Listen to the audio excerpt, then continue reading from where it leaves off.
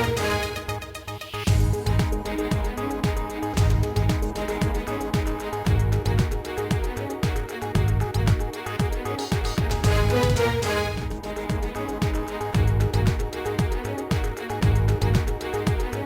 আজকে বাংলাদেশে, আপনাদের সঙ্গে আছি আমি খালেদ মুহিউদ্দিন।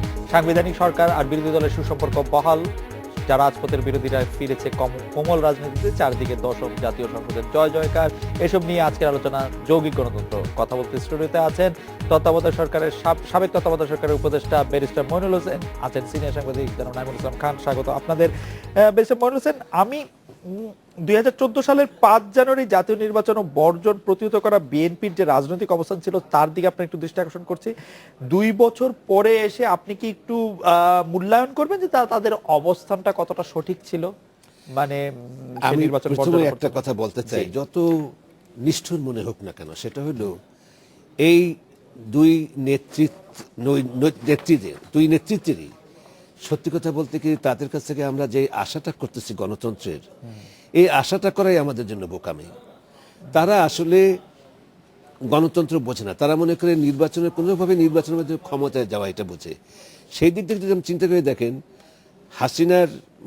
হাসিনার রাজনীতি মানে ফান্ডামেন্টাল রাজনীতি, কয়টা পুলিশে অ্যারেস্ট করলো, কয়টা গুম হলো সেটা বোঝে না, ফান্ডামেন্টাল বেসিক পলিটিক্স। আর বিএনপির বেসিক পলিটিক্সের ভিতরে কোনো পার্থক্য নাই। এটা আমার জন্য খুবই দুঃখজনক। এই জন্য বলছি যে আমি মনে করি আমি এবং আমার বাবা এই দলের অংশ। আজকে যদি আমাকে বলতে হয় যে বিএনপির রাজনীতি আর আওয়ামী লীগের রাজনীতির কোনো পার্থক্য নাই, তখন খুব কষ্ট হচ্ছে। ফলে 5ই জানুয়ারি 2 বছর আগে যেটা হয়েছে, এটা কিন্তু গণতন্ত্রকে ধ্বংস করার যে রাজনীতি আগে থেকে চলে আসছে, এইটা একটা টার্নিং পয়েন্ট এসে গেছে। যে ঠিক আছে, দুই দলের একটার পরে একটা আসছে, আমরা একাই নিয়ে গেলাম। আর একটা কথা ভয়াবহ যেটা হচ্ছে সেটা কি জানেন, সরকার গঠনের 2টা শক্তি আছে, 2টা শক্তির বিরুদ্ধে সরকার গঠন হয়। একটা হলো জনগণের ভোটের শক্তি, আর একটা হলো অস্ত্র শক্তি। আজকে কিন্তু আওয়ামী লীগের যে রাজনীতি, এই রাজনীতি কিন্তু জনশক্তির উপর নির্ভরশীল নয়। নির্বাচন ইঞ্জিনিয়ারিং এর যে শক্তি, এটা কিন্তু জনশক্তি নয়। ফলে আজকে যে শক্তির উপর সে নির্ভর করে আছে, সেই শক্তি জানে যে আওয়ামী লীগের শক্তি নাই। এটা একটা ভয়াবহ দিক। আচ্ছা, মানে আমি মনে করি তো আপনার বক্তব্য এই পর্যায়ে আমার কাছে পরিষ্কার, কিন্তু আমি যদি প্রশ্নটি শুধু ওই দিকে সীমিত রাখি যে 5 জানুয়ারিতে নির্বাচনটি বর্জন বা প্রতিহত করার সিদ্ধান্তটি সঠিক ছিল কিনা 2 বছর পরে এসে আপনার কিছু মনে হচ্ছে? প্রথম কথা হলো যে দুই দলের কিন্তু নির্বাচন মোটামুটি পেশিভিত্তিক নির্বাচন। দেখেন, দুই দলের কিন্তু ছাত্র নেতারা লাঠি অস্ত্র নিয়ে নামে, ঠিক কিনা? আপনি অস্বীকার করতে পারবেন না।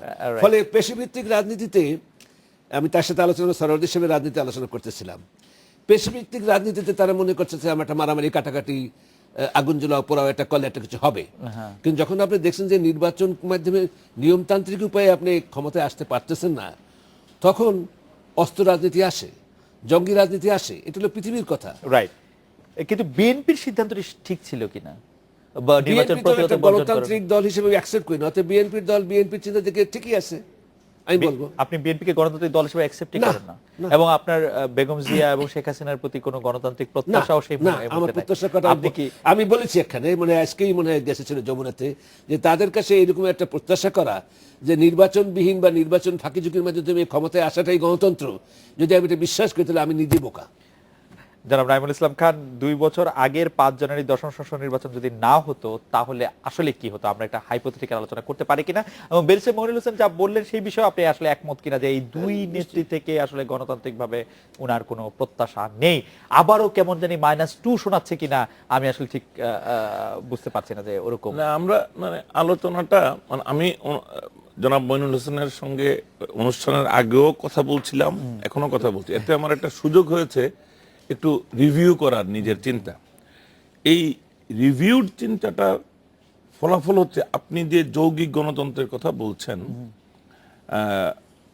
আমি কিন্তু এখন আবার একটা পুরনো বাজে শব্দ মনে পড়ছে, যেটা আমাদের এখানে নেগেটিভ কনোটেশন, সেটা হচ্ছে মৌলিক গণতন্ত্র। কিন্তু মৌলিক গণতন্ত্রটা I am not referring to the Ayub basic Khan's democracy, basic democracy. Basic democracy, I am referring to some other idea. যে এরশাদ সাহেব যখন ক্ষমতা নিলেন তখন আওয়ামী লীগ, বিএনপি বা 3 জোটের রূপরেখা সহ যে এরশাদের পতন হলো আন্দোলনের ভিতর দিয়ে, সেখানে এটা সম্ভব হয়েছিল যেহেতু দুটো জনসমর্থিত রাজনৈতিকভাবে প্রতিষ্ঠিত রাজনৈতিক দল, আগে প্রতিষ্ঠিত রাজনৈতিক শক্তি একত্র হয়ে গেল, তখন এটা মোটামুটি নির্ধারিত হলো যে যখন তারা ফাইনালি একত্রিত 3 জোটের রূপরেখার মাধ্যমে আনুষ্ঠানিকভাবে, তখন এটা নির্ধারিত হয়ে গেল যে এরশাদকে যারা সাপোর্ট দিয়ে রাখছিল, এস্টাবলিশমেন্ট, মিলিটারি, সিভিল, ব্যুরোক্রেসি তাকে রাখছিল, তারা ডিজোন করলো এরশাদকে। নাও কিন্তু এখন তো ব্যাপারটা তা না, এখন প্রতিদ্বন্দ্বিতাটা হচ্ছে, আমি যদি মোটা দাগে ধরি, আওয়ামী লীগ আর বিএনপির দুটারই তো জনসমর্থনের ভিত্তি আছে। আওয়ামী লীগের অ্যাডভান্টেজ হলো যে Awami League was in power and continues to be in পাওয়ার। এখন থিওরিটিক্যালি যদি দেখি, আই উইল এগ্রি, মানে কনস্টিটিউশনালি দেখলে তো এই গভর্নমেন্ট, মানে এই সরকারটার একটা মানে ইন লেটার এটার লেজিটিমেসি আছে, ইন স্পিরিট হয়তো নাই। ইন লেটার মানে কনস্টিটিউশনাল লেটার্স গুলিকে যদি শুধু আপনি নেন, এটার একটা লেজিটিমেসি তো অবশ্যই আছে। ইন স্পিরিট আপনি এটার উইকনেসেস এর কথা বলতে পারবেন, কিন্তু তারপরও আমি জনাব মইনুল হোসেনের ওই কথাটার সাথে দ্বিমত করি যে তার জনভিত্তি নেই। কেন জনভিত্তি নাই? এই জনভিত্তি নাই কথাটা একটা তাত্ত্বিক কথা, কারণ এই দুটো দলের জনসমর্থন আছে, whether they go to polling booth or not, তাদের একটা, আমরা সবাই জানি, আপনি যদি আজকে একটা সার্ভে করেন, ইউ উইল ফাইন্ড একদম নিরপেক্ষ সার্ভে, তাদের এই জনসমর্থনটাই তাদের আসলে শক্তি। তারা যে এত এই শক্তিশালী, জনসমর্থনটা ইজ নট জাস্ট শক্তি, it is also a mandate. মানে আমরা রিপ্রেজেন্টেটিভ ডেমোক্রেসি বলতে কি বুঝাই? যে মানুষ জানাবে যে আমি তোমাকে ম্যান্ডেট দিলাম টু গভর্ন, আর এখানে আমরা 5 জানুয়ারি আমরা একটা প্রপার ইলেকশন পাই নাই, so we didn't gate A mandate, which is true. কিন্তু আপনি যদি যে কোনো ভাবে চিন্তা করেন, যে কোনো অলৌকিক ভাবে যদি ভোট দেওয়ার ব্যবস্থা করা যেত, সে প্রতিরোধে ভোট হয় না, কিন্তু মনে মনে আমি বলে দিব আমার সমর্থন, সেখানে কিন্তু আওয়ামী লীগ, বিএনপি নির্দিষ্ট ভোট পড়বে, যেটাকে কেউ বাধা দিতে পারবে না। এবং ওই ভোট আমরা জানি যে তাদের একটা নির্দিষ্ট অঙ্কের সাপোর্ট আছে, তাদের জোটগত ভাবে উভয় পক্ষে। তো সেই অর্থে হাউ ক্যান উই সে যে এই সরকার এর জনসমর্থন না? খুবই ইন্টারেস্টিং এটা জায়গা বেশি মনে হচ্ছে, ছোট করে একটু রিমার্ক। আচ্ছা, রিমার্ক হলো এখানে শুনেন, যে আপনি একটা কথা কি জানেন, আজ পর্যন্ত বিএনপি বা আওয়ামী লীগ ক্ষমতা থাকার পরে নির্বাচিত হতে পারে নাই, ক্ষমতা থাকার পরে নির্বাচিত হতে পারে নাই। কারণ ক্ষমতায় থেকে তো একটা সরকার তার কাজের মাধ্যমে জনপ্রিয়তা অর্জন করে। আপনি বলেন এই পর্যন্ত, এখন তো হয়ে গেছে শেষ। আপনি কি ওই 4টা তত্ত্বাবধায়কের নির্বাচনের কথা বলতেছেন? ওইটা তত্ত্বাবধায়ক না তত্ত্বাবধায়ক, এমনকি যখন বেগম খালেদা জিয়া বা আগে যখন ছিল যেভাবে ইলেকশন হইতো, কোন ইলেকশনে ক্ষমতায় থাকার পর শেখ হাসিনা বা খালেদা জিয়া কেউ নির্বাচনে যেত না, এই কথাটা আপনার জানা আছে কিনা? না, সেইটা আছে, কিন্তু সেটা তো এন্টি ইনকামের কথা। কিন্তু নাইম ভাই যেটা বলতে যে না, না, দুইটি না, দলেরই জনপ্রিয়তা আছে। শুনেন, আমি একটা কথা বলছি, এটাও point আছে। জনপ্রিয়তার অর্থটা কি আমি সেটাই বলতেছি। আপনি যদি এখন 2টা কাপ দেন আর আমাকে বলেন এই কাপ বা এই কাপের ভিতরে একটা দিতে হবে, তাহলে if I don't like this cup, I vote for another cup, but that does not mean BNP is popular. অথবা বিএনপি যখন ব্যর্থ হয় তখন আওয়ামী লীগের ভোট দিই, তার অর্থ না যে আওয়ামী লীগ ইজ না, পপুলার। আপনি ভোট যদি ভুলেও যান, বাংলাদেশের মানুষ জনসমর্থন, বাংলাদেশে শুনেন, যদি আজকে সেই রকমের জনপ্রিয়তা থাকতো খালেদা জিয়ার, তাহলে কিন্তু এই গভর্নমেন্ট টিকতে পারতো না। আচ্ছা, তার জনপ্রিয়তা ফাঁকা জনপ্রিয়তা, আর হাসিনার জনপ্রিয়তা ফাঁকা জনপ্রিয়তা। সার্কাস মার্কাস, শুনেন, আপনার কথা বলছেন অনেকক্ষণ, আমাকে বলতে দেন। আমি যুক্তি দিয়ে বলতেছি যে একটা লোকের জনপ্রিয়তা নির্ভর করে তার কাজের মাধ্যমে। এই 2 প্রধানমন্ত্রী ক্ষমতায় থাকার পর একবার নির্বাচিত হতে পারে নাই, how they have become popular, you tell me. Example আচ্ছা কোথায় কবে? আচ্ছা ক্ষমতা থাকার প্রত্যেকটাই। না না না না, আপনি এক্সাম্পল দেন কোন ইয়ারে ক্ষমতা থেকে নির্বাচিত হতে পারে নাই? ঢালাই দিলাম, আমি তো একটা কথা একটাও নাই তত্ত্বাবধায়ক সরকারের আমল ছাড়া। মনিরুল ভাই, শুনুন, এটা কথা বলেন না। তত্ত্বাবধায়ক না, এটা চারটা বললেন ছাড়া না, শুনুন, এটা বললেন না, আওয়ামী লীগ শুনুন। 73 আচ্ছা, সালে কথা নির্বাচন শুনুন। নিতে দিচ্ছে। শুনুন, একবার যে সেকেন্ড যেই পাওয়ার থাকছে 1 বছর 5 বছর, তারপরে আওয়ামী লীগ আসছে, বিএনপি আসছে। না না, এটা তো আমি যেটা তত্ত্বাবধায়ক বলছি- আমলে। আহা, কোন আমলে? সব আমলে। না, আমি এটা এই আচ্ছা, জন্যই ঠিক আছে, থাক, এটার মধ্যে কোনো আমি বিতর্ক করতে চাচ্ছি না। জি। আমি একটা কথা বলে দিচ্ছি যে কোন আমলে আওয়ামী লীগ বা বিএনপি ক্ষমতায় থাকার পর দ্বিতীয়বার নির্বাচিত হয় নাই।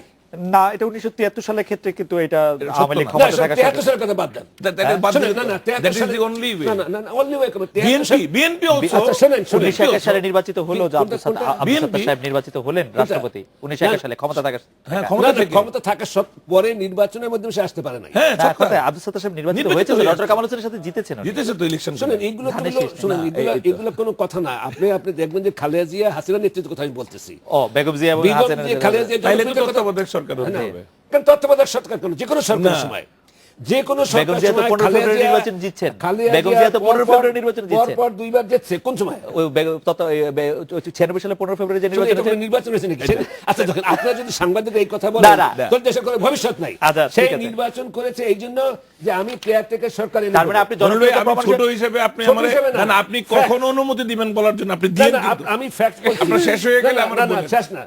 আমি ফ্যাক্ট বলছি যে বিএনপি আমিও- খালেদা জিয়া বা হাসিনা ক্ষমতায় থাকার পর কখনো দুইবার ইলেক্ট হতে পারে নাই, অর্থাৎ ক্ষমতা থেকে ইলেক্ট হতে পারে নাই। মানে এই কথা 15 বলছি। ফেব্রুয়ারি নির্বাচনে হয়তো হয়েছে, সেটাকে আসলে ঠিক নির্বাচন বলা যাবে না। এই ওটা তো পাঁচ caretaker- না, না, জানুয়ারি- caretaker কিন্তু- government-এর কথা বলছে। আর শুনেন, আর বঙ্গবন্ধু থাকা অবস্থায় যেটা নির্বাচন 73 সালে জিতছে, জি। এইটা তো একটা অদ্ভুত ব্যাপার।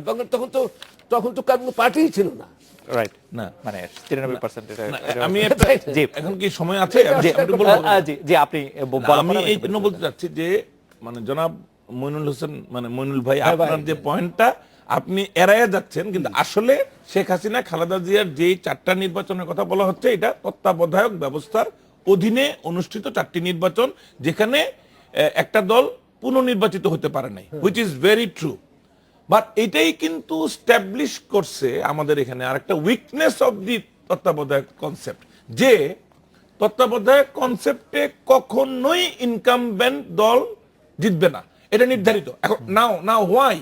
বিকজ তত্ত্বাবধায়ক সরকার মানে দায়িত্ব নেওয়ার সঙ্গে সঙ্গে প্রথম কাজ হয় আগের সরকারের লোকজনের তালিকা করা, কারা কারা দুর্নীতি করছে, তো কারা কারা সন্ত্রাসী করছে, মানে তাদের- এবং তাদেরকে দৌড়ের উপর রাখা। এই যে দৌড়ের উপরে শোনেন, রাখা, এইটা শোনেন, এই কারণে- এইটা শোনেন প্লিজ, আপনি একজন সাংবাদিক। একমাত্র আমাদের সরকার ছাড়া অন্য কোন কেয়ারটেকার সরকার কোন দুর্নীতির মামলা কারোর বিরুদ্ধে করে না। দুর্নীতির মামলা কারোর বিরুদ্ধে করেনি, একমাত্র আমরা করেছি। দৌড়ানো।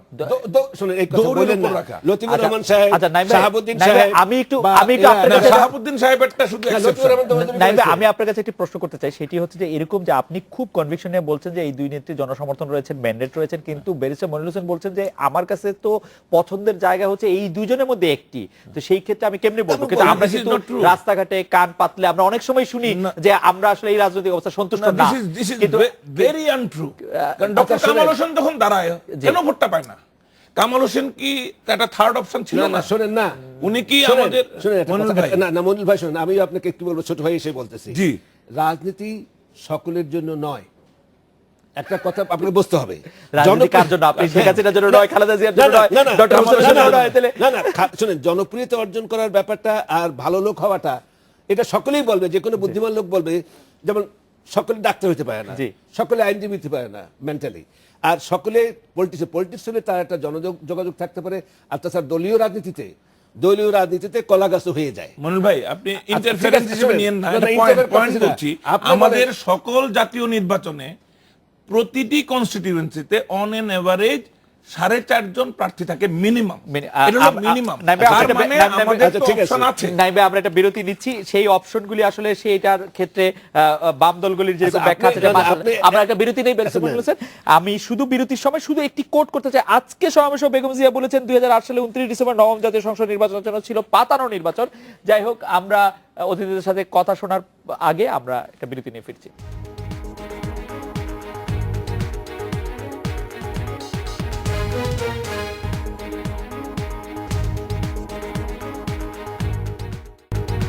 ফিরে এলাম আজকে বাংলাদেশে। নাইম ভাই, বিরতির সময় আমাদের খুব ইন্টারেস্টিং আলোচনা হচ্ছিল। সেই আলোচনার মধ্যে আমি একটি বিষয় প্রশ্ন করতে চাইছিলাম যে নির্বাচন বা জনপ্রিয়তার যে ধারণা থেকে আমরা নির্বাচনের কথা জননের কথা বলছি, সেক্ষেত্রে যে টাকার ব্যবহার হচ্ছে, মাসালা ব্যবহার হচ্ছে, বিভিন্ন ধরনের মেকানিজমের ব্যবহার হচ্ছে, তারপরে আর আমরা সেই ফলটার উপর কতটুকু আস্থা রাখতে পারি যে তারা আসলে জনপ্রিয় খুব বেশি? না না, এটা তো কেউ কোনোদিন বলবে না যে ইভেন আপনি যদি আওয়ামী লীগের নেতৃস্থানীয় ব্যক্তিদের সাথে কথা বলেন, বিএনপির নেতৃস্থানীয় মানে রাজনৈতিক নেতৃবৃন্দের সাথে কথা বলেন, তারা কিন্তু আমাদের সকলের সাথে প্রকাশ্যেই স্বীকার করবে যে রাজনীতিতে মানি, মাসেল এটসেট্রা এটসেট্রা আমাদেরকে নষ্ট করেছে, আমাদের গণতন্ত্রকে মহামান্য দুর্বল রাষ্ট্রপতি করেছে। সেদিন বলেছেন। হ্যাঁ, না না, এটা বলে, এটা কিন্তু আমি আবারও বলি, আপনি যদি মাননীয় প্রধানমন্ত্রী শেখ হাসিনার সাথে ব্যক্তিগত পর্যায়ে কথা বলতে যান, উনিও এটা বলবেন, খালেদা জিয়াও বলবেন।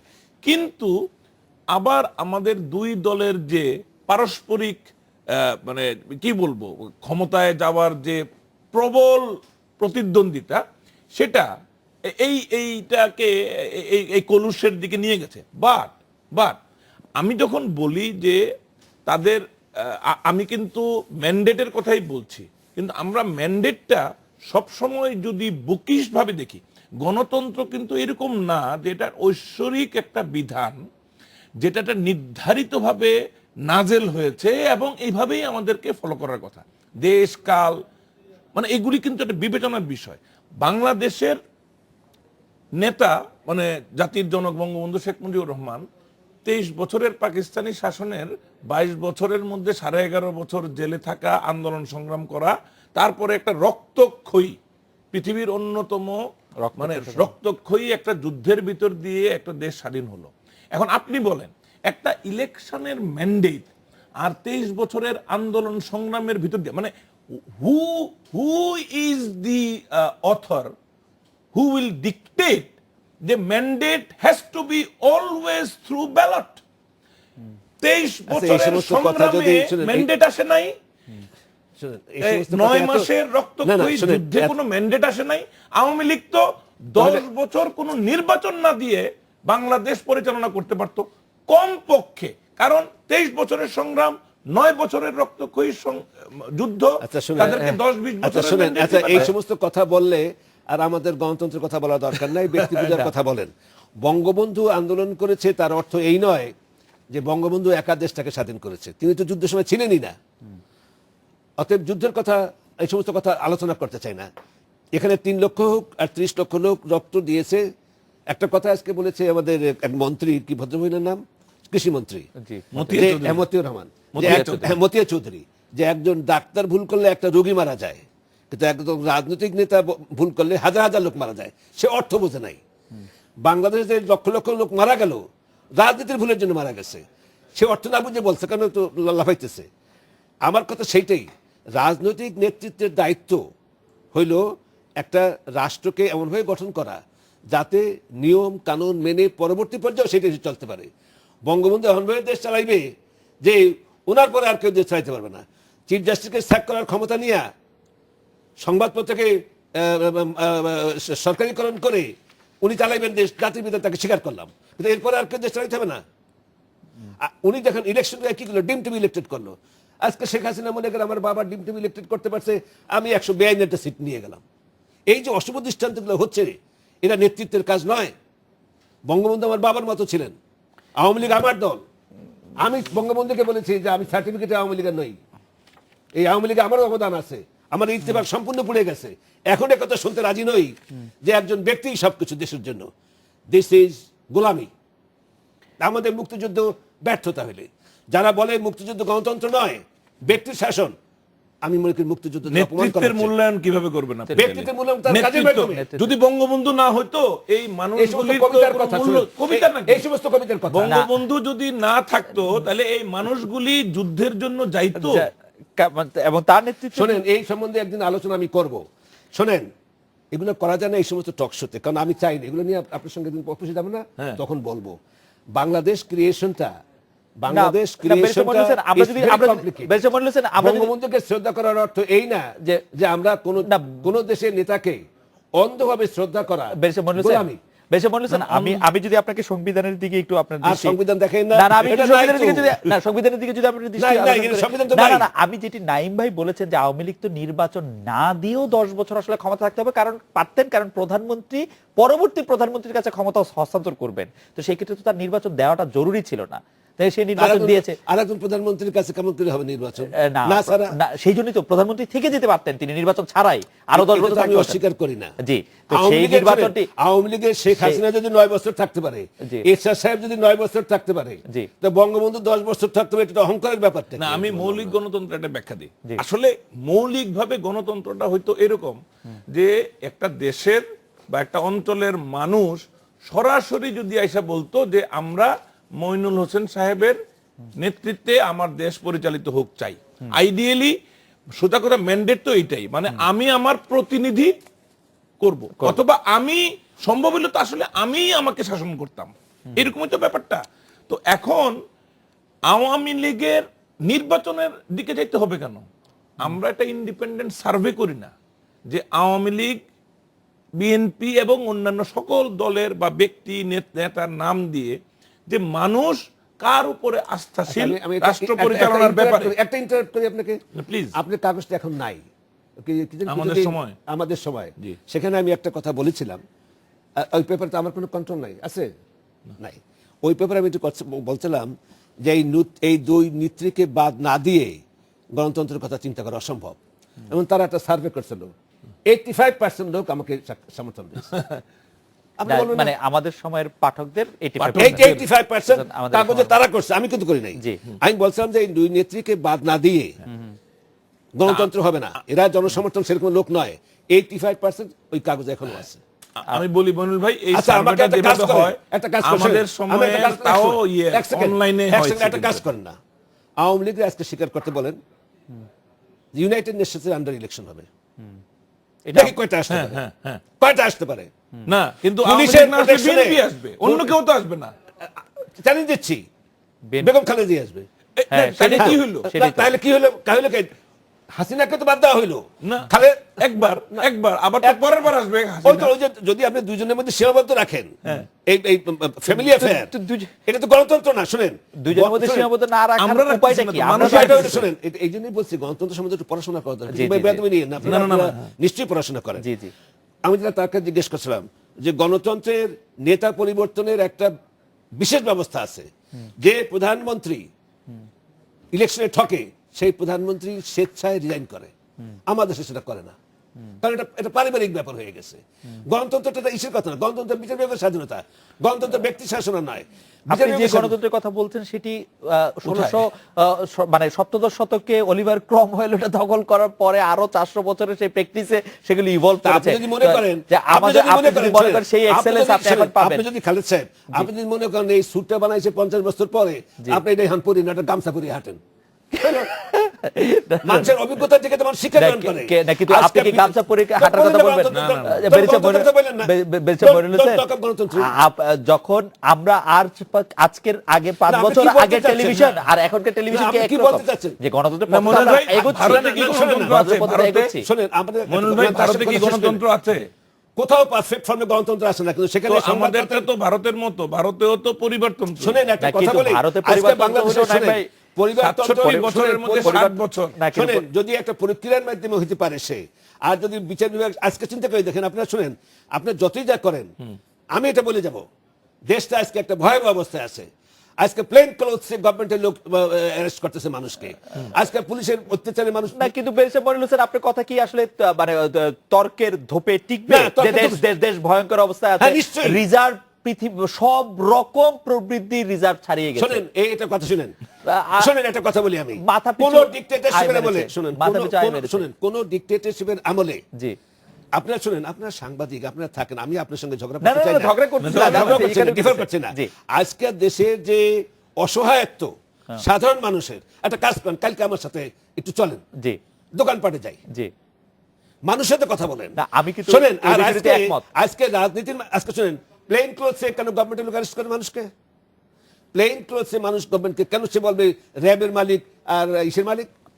আমরা এটা বিরতি নিচ্ছি। নাইবে আপনি এই বিষয়গুলি থেকে একটু আলোকপাত করবেন যে সাধারণ মানুষের মনে আতঙ্ক, ভয়, অপছন্দ, অশ্রদ্ধা সেগুলি কিন্তু আমরাও বাইরে গেলে শুনতে পাই, যারা আমাদের এখন রাজনীতিবিদ, নেতৃত্বের রাজনীতিবিদ আছেন তাদের সম্পর্কে আমরা কিন্তু এগুলি শুনতে পাই। আমরা এটা বিরতি নিচ্ছি, বিরতি করে ফিরে আসছি আপনার কাছে এই বিষয়ে আপনার মতামত জানতে।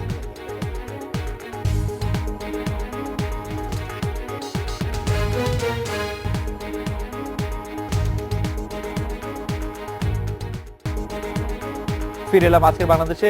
জনাব নাঈমুল ইসলাম খান, ব্যারিস্টার মনিরুল হোসেন যেই বিষয়টির উপর বেশি গুরুত্ব আরোপ করছেন, দেশের সাধারণ মানুষের অনাস্থা, আশঙ্কা, প্লেন ক্লোথসে মানুষের গ্রেফতার হওয়া সহ অন্যান্য বিষয়গুলির ক্ষেত্রে এটিকে কোনোভাবে গণতন্ত্রের সাথে একসাথে মেলানো যায় কিনা? না, যায় না। এটা তো গণতন্ত্রের উইকনেস।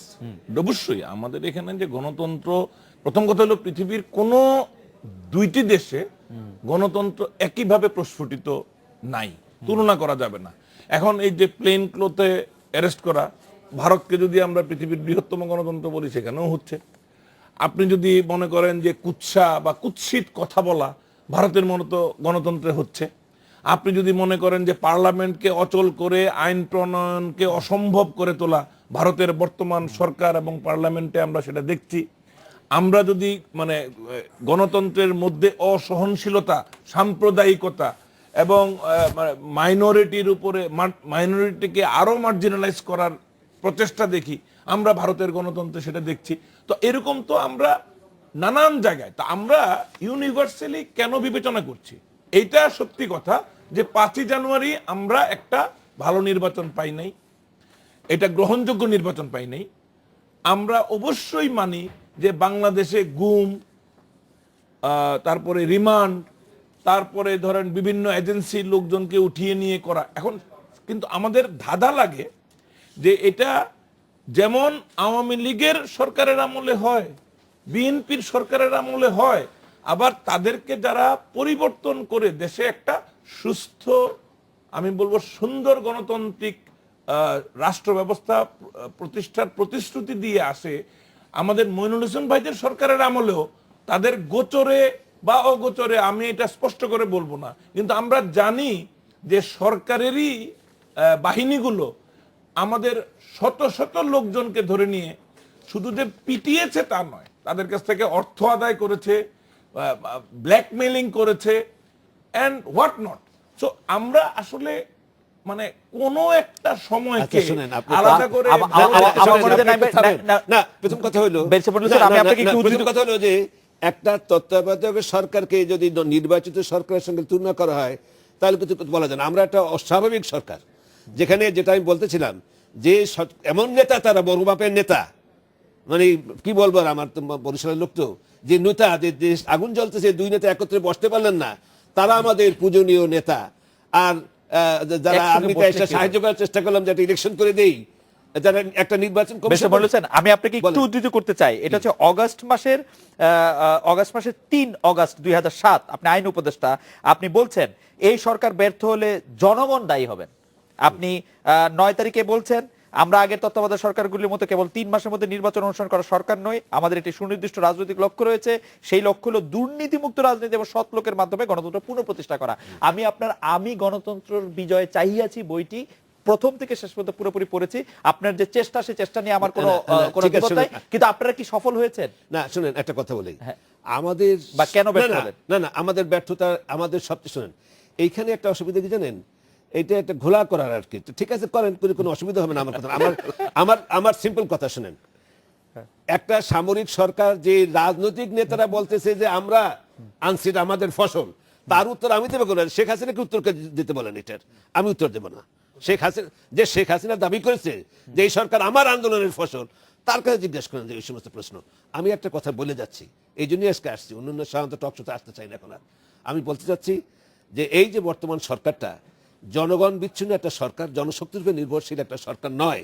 এই সরকার বেগম খালেদার কি হলো না হলো আই ডোন্ট কেয়ার, এই সরকার অত্যন্ত ঝুঁকির মধ্যে আছে এবং এই সরকারের মাধ্যমে আজকে পুলিশ সব নষ্ট হয়ে যাচ্ছে, কারণ কারো কোনো জবাবদিহিতা নাই।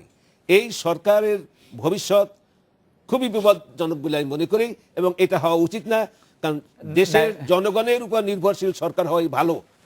আমার মনে হয় যে আমরা একটা বিরতি নেওয়ার আগে নাইম ভাইয়ের কাছে এই ব্যাপারে একটা ছোট এখানে তো আমি বললাম তো আমার কনসেপ্টটা এখন চলে গেছে ফান্ডামেন্টালস অফ ডেমোক্রেসিতে, যে এই সরকারের বরং আমি সামর্থ্যটা বেশি দেখি এই জন্য যে তাদের জনসমর্থন আছে একটা বাংলাদেশে। এটা মইনুল হোসেন ভাইয়ের কথায় এটা যদি কোনো বিকল্প নাই বলেও হয়, কিন্তু এটা জনসমর্থন।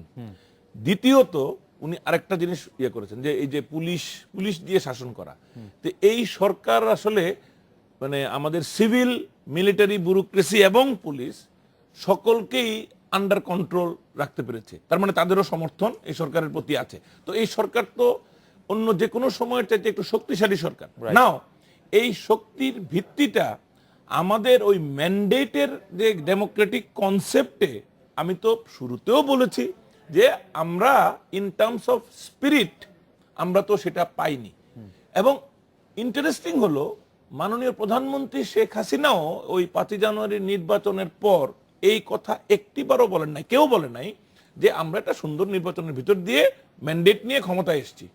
আজকেও তারা যখন জনসভায় কথা বলছেন, আজকে মানে 5 তারিখে যখন তারা ওই 2 বছর পূর্তি করছেন, দুই পক্ষের মধ্যে আওয়ামী লীগ পক্ষ কিন্তু এই নির্বাচনটা দুর্বল, অগ্রহণযোগ্য হওয়ার জন্য মানে এটাকে মেনে নিয়ে দায়ী করছে বিএনপিকে। এবং বিএনপি এখন আফসোস করছে বা আফসোস করা উচিত এরকম বলছে, তারা ভুল করেছে সেটা বলছে। তা আমি এই জন্যই বলছি যে আমি কিন্তু অন্য এলিমেন্টসগুলি আলাদা করে একমত মইনুল ভাইয়ের সাথে। আমাদের এখানে কেন সাদা পোশাকে এসে একটা লোককে কেউ উঠিয়ে নিয়ে যাবে, এটা ডিউ প্রসেসে হওয়া উচিত। কিন্তু আমরা তো এই প্রসেসটা চেঞ্জ করার যে প্রসেস শুরু হয়েছিল ডিউরিং 111 গভর্নমেন্ট, সেখানেও প্লেন ক্লথ এসে উঠিয়ে নিয়ে যেতে হয়েছে এবং অনেক কিছুই আমরা দেখেছি। আমরা একটা বিরতি নিতে হচ্ছে, আমরা বিরতি না, এইখানে সবচেয়ে ভুল করতেছেন। একটা জরুরি অবস্থায় সরকারের সঙ্গে সাধারণ সরকার কিন্তু বলেছেন আপনি ক্রমাগতভাবে শুনেন, এইভাবে করলে পরে ঠিক আছে, আপনারা যা করার করেন। আমার যেটা কথা সেটাই বলে চলে যাবো, আর কোনো আমরা একটা বিরতি নিচ্ছি, বিরতির পর ফিরে আসছি আবার আপনার কাছে।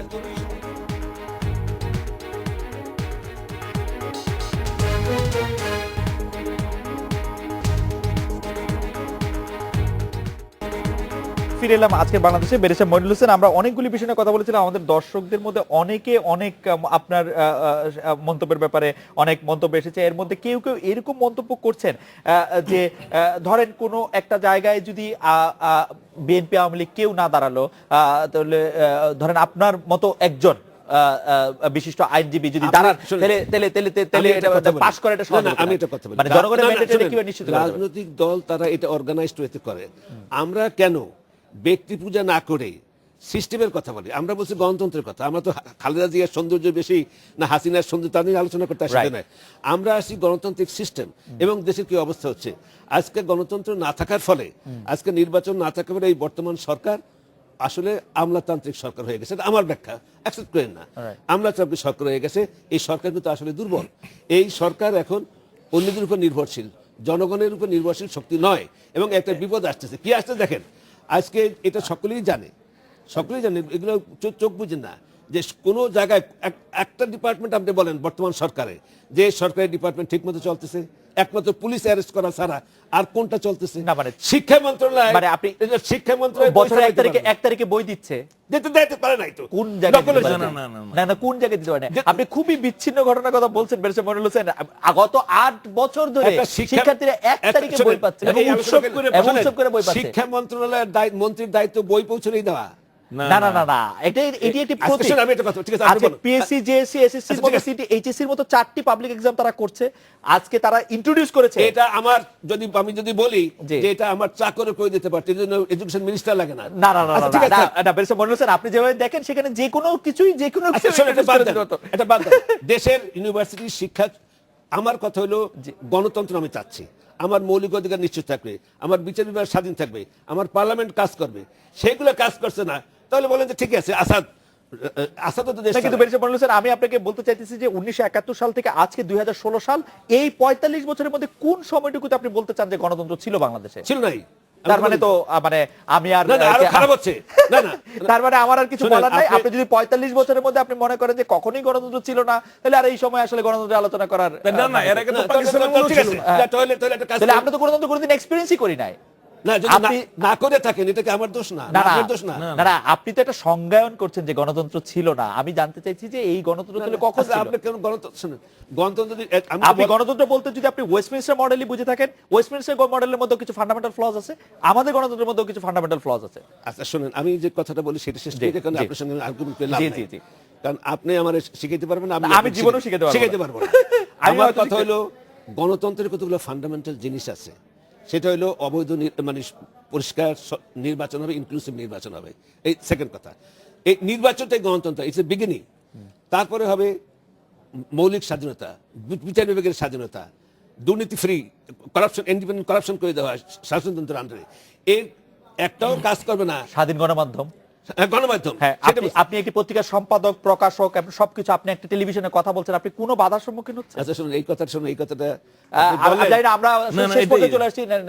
নাইম ভাই, আমি আপনি আপনার না, আপনার আমি মত- মইনুল হোসেন ভাইয়ের কাছে একটা কথা বলি। এই যে উনি যে বললেন যে আপনি আমারে শিখাইতে পারবেন না, কিন্তু মইনুল হোসেন ভাই কিন্তু হি ডেয়ার্ড, এবং আমার চাইতে অনেক কম বয়সে ইন 1974 যে বঙ্গবন্ধু তার কাকাকে গিয়ে মুখোমুখি বলা দ্যাট হি ওয়াজ রং। তো আপনি আমি কি যদি আপনি এত ইয়াং বয়সে না এখন কি আমি বলি না সেটা না, এখন আপনি বলেন তো, এখন আপনি আপনি যেটা যদি বলবেন আমাদের, এটা আমাকে দিবেন না, allow- সুযোগ একটু allow- এলাও করবেন না, না, না। যে আমি না, দুই আমার- একটা ভুল না, না, আপনাকে আমার ধরিয়ে তো- দিই। না, না, আমার তো কাগজ নাই তবু। আচ্ছা আমার কথা বলতেছে কেন? Why don't you talk of জাতি? আজকে জাতি সম্বন্ধে বলেন আমাদের না কেন? একদমই সময় শেষ নাই ভাই, আপনি যদি মানে কারণ রাজনীতি শেষ করুন, কারণ why not না me? না না না, না, মনির ভাই, কারণ আপনি না না আমাকে তো শেষ করতে আচ্ছা হবে। আপনি শেষ হ্যাঁ, করেন, এগারোটাই আপনি শেষ শেষ করো। করেন, কিন্তু আপনার শেষ মন্তব্য একটু। না, আমার শেষ মন্তব্য হচ্ছে যে আমাদের গণতন্ত্রের প্রতি আমাদের যে দৃষ্টিটা, সেটা যদি আমরা বিভিন্ন বই মানে অথর ভিত্তিক দেখি, আমাদের কিছু সংকট সবসময় থাকবে। আরেকটা হলো গণতন্ত্রের সৌন্দর্যটা, যেমন একটা মানুষের সৌন্দর্য দেখতে হলে ন্যাচারাল চোখে দেখতে হয়। মানে আমি যদি মাইক্রোস্কোপ দিয়ে কারোর সৌন্দর্য দেখতে যাই, তাহলে খানাখন্দ দেখবো, আমি এই সৌন্দর্যটা পাবো না। তো কখনো কখনো গণতন্ত্রের যে লুক্কায়িত দুর্বলতাগুলি আছে, এই সময়ে আমাদের বেশি আছে। এই জন্য মাইক্রোস্কোপ দিয়ে দেখলে কিন্তু ভয়াবহ লাগবে। শুনেন। আমি মাইক্রোস্কোপ বা ম্যাগনিফাইং এত লম্বা দরকার নাই, এত লম্বা দরকার নাই।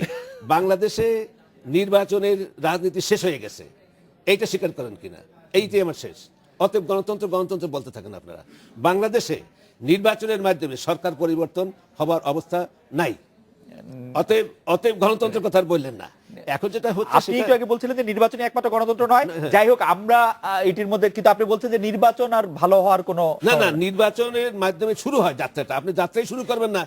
আমি বলছি নির্বাচন ছাড়া গণতন্ত্র হয় না, বাট নির্বাচনই গণতন্ত্র আমরা না। আগামী নির্বাচনটা ভালো করার জন্য কাজ করি মনির ভাই। কেমন করে কাজ? আপনি আচ্ছা, সহ শোনেন, আমরা আপনার সকলে দরকার মিলে নেই, কাজ আপনি করি। কাজ করেন, আপনি করেন, আমি আর কাজ করবো না। আমি খালি বলে গেলাম, কিন্তু- যে নির্বাচনের মাধ্যমে সরকার পরিবর্তন আর হবে না দেশে। নির্বাচনের মাধ্যমে আর সরকার পরিবর্তন হবে না। এবং বেরিসা মনির হোসেন, আপনি শেষ এরকম কথা। একটি রিমার্কও করেছেন শুরুতে, যেটি দিয়ে আসলে আলোচনা শুরু হয়েছে, যে আপনি আসলে গণতান্ত্রিক ভাবে আমাদের এখন যারা রাজনৈতিক নেতৃত্ব দিচ্ছেন তাদের কাছ থেকে কিছু গণতন্ত্র প্রত্যাশা করতে পারেন না। নিশ্চয়ই। গণতন্ত্র প্রত্যাশা আপনি করতে 100 বার কোট করেন এটা। 100 বার কোট করলে কোট আপনি 100 করলে বার আমি বলবেন। একবার বলবো। যাই হোক, কারণ তারা 40 বছর সেটি কিছু দেয় নাই।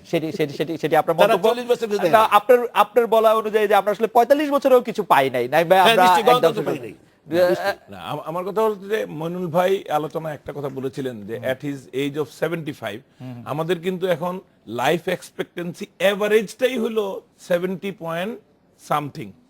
সুতরাং আপনি 75, actually you are a very young person.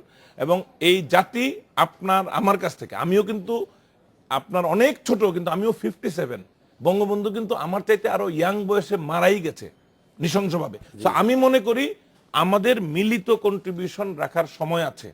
আমাদের 5 জানুয়ারি সহ আরো অনেক নির্বাচন আগে পরে অনেক নির্বাচনী পচা হয়েছে। আচ্ছা শুনুন, একটা কথা বলি, ইনসাল্ট নিয়েন না। না, কেন insult আপনি নিব? রে বা আমাকে খালেদা জিয়া হাসিনা মানুষই মনে করে না।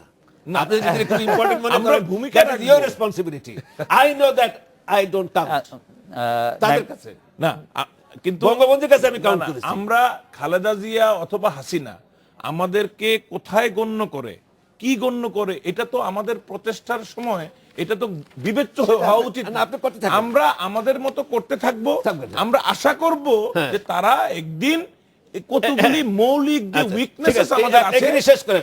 উনি আশা করেন একদিন বেগম খালেদা জিয়া হাসিনা আপনাকেও সেখানে শরীক হইতে হবে। আমি শরীক হব না, না, একদম আপনি- শরীক হব না, কারণ আমি এই ভ্রান্ত পথে যাব না। যে- আমি আল্লাহর রহমতে বলে দিচ্ছি না যে মানে খালেদা ওনারা জিয়া, যেই পথই হাসিনা- নেক সেই পথই আপনারা ভ্রান্ত না, বলবেন। না, আপনি না, ঠিক আছে। বেলচা আমি বলল বলছি ভ্রান্ত জনাব বলবো। নাঈমুল আমি যে ইসলাম খান, ভ্রান্ত আপনাদের বলবো অনেক এটা- ধন্যবাদ।